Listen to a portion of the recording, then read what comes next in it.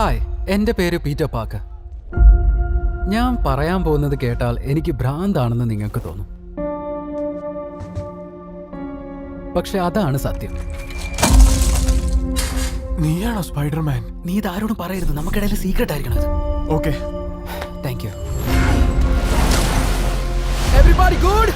Yes Spiderman. നമുക്ക് പരസ്പരം അറിയായിരുന്നു, കാരണം നമ്മള് ഒന്നിച്ചായിരുന്നു.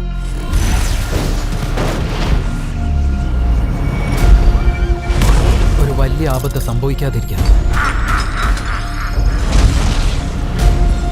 ഞാൻ അന്ന് ആ ആപത്തിനെ തടയാൻ എൻ്റെ മുന്നിൽ ഒരേ ഒരു വഴിയുണ്ടായിരുന്നു. എന്നെക്കുറിച്ച് നിങ്ങൾ എല്ലാവരും മറക്കും. എന്താ? മറക്കാനോ? എന്തൊക്കെയാ പറയുന്നത്? ഞാൻ നിങ്ങളുടെ അടുത്തേക്ക് തിരിച്ചു വരും, എന്നിട്ട് എല്ലാം എക്സ്പ്ലെയിൻ ചെയ്യും. ശരിയാ, I love നീ you. അതിപ്പോ പറയണ്ട, വീണ്ടും കാണുമ്പോ പറഞ്ഞാൽ മതി. എൻ്റെ പേര് പീറ്റർ പാർക്കർ. എനിക്ക്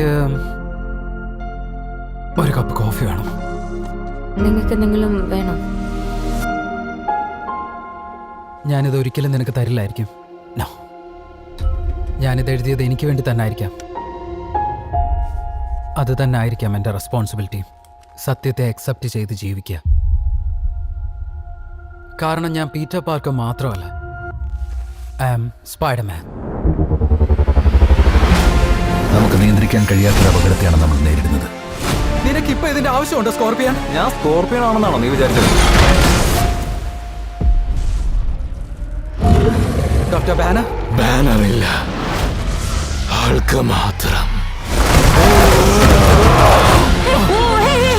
സോറി, നീ ഇപ്പൊ ആപത്തിലാണ്.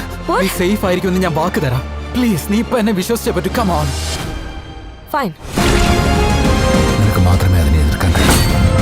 നിങ്ങൾ ഓരോരുത്തരായിട്ടൊന്ന് വരുമോ പ്ലീസ്? നിനക്ക് മാത്രമേ അതിനെ തകർക്കാൻ കഴിയൂ.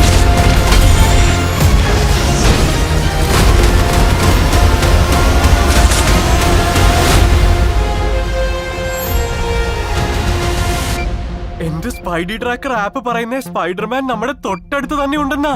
ഓയാ, അതിനൊരു സാധ്യതയില്ലല്ലോ. ഞാനടുത്തുണ്ട്.